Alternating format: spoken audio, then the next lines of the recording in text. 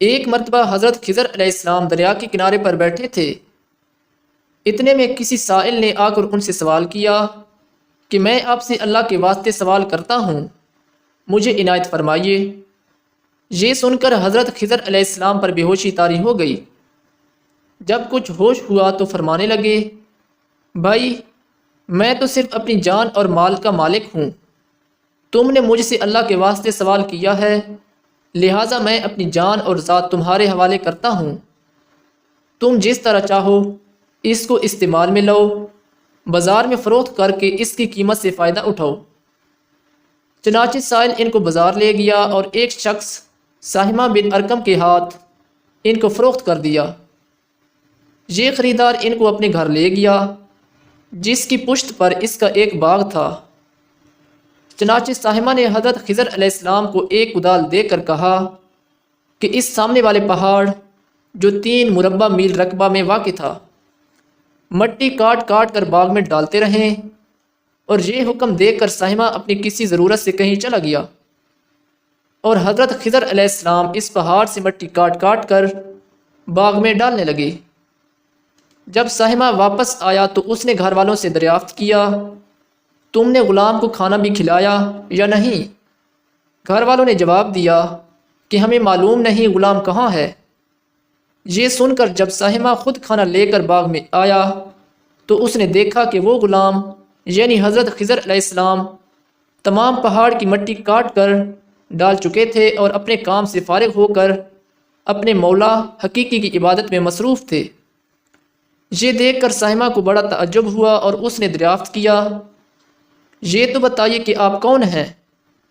یہ بات سن کر حضرت خضر علیہ السلام پر کچھ بے ہوشی طاری ہو گئی، اور پھر افاقہ ہونے پر انہوں نے فرمایا کہ بھائی میں خضر ہوں، جس کو سن کر ساہمہ کے ہوش اڑ گئے کہ تو نے یہ کیا کیا؟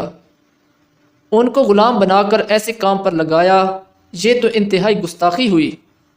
پھر ہوش آنے پر ساہمہ نے توبہ کی اور پروردگار سے عذر خواہی کے ساتھ حضرت خضر علیہ السلام کو آزاد کر دیا، اور جناب باری میں عرض کیا کہ الہ العالمین مجھ سے اس کا مواخذہ نہ فرمائیے، کیونکہ میں ان کو جانتا نہیں تھا۔ اس کے بعد حضرت خضر علیہ السلام نے دعا فرمائی اور سجدہ شکر بجا لائے کہ اے میرے پروردگار، میں تیرے ہی حق میں غلام بنا اور تیرے ہی حق میں آزاد ہوا، اس پر تیرا شکر گزار ہوں۔ بعد ازاں واپسی کی اجازت لے کر جب دریا پر واپس آئے تو دیکھا ایک شخص کھڑا دعا مانگ رہا ہے کہ اے میرے رب، حضرت خضر علیہ السلام کو غلامی سے رہائی عطا فرما دے اور ان کی توبہ قبول فرما لے۔ حضرت خضر علیہ السلام نے یہ دیکھ کر اس شخص سے دریافت کیا کہ آخر تو کون ہے؟ تو اس شخص نے بتایا کہ میں تو شاذون ہوں، آپ کون ہیں؟ انہوں نے فرمایا کہ میں خضر ہوں۔ اس کے بعد شاذون نے کہا، اے خضر، تم نے اپنے لیے رہنے کا مکان بنا کر دنیا طلب کی ہے، کیونکہ حضرت خضر علیہ السلام کا دریا کے کنارے پر ایک عبادت خانہ تھا۔ بس یہ سن کر وہ فوراً میدان میں نکل آئے اور وہیں اللہ کی عبادت میں مصروف ہو گئے۔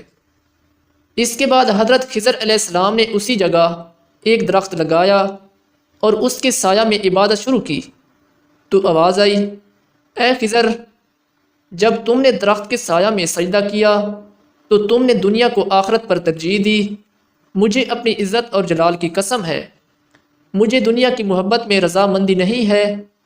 اس کے بعد حضرت خضر علیہ السلام نے شاذون فرشتہ سے کہا کہ اے شاذون، دعا کرو کہ اللہ تعالیٰ میری توبہ قبول فرمائے۔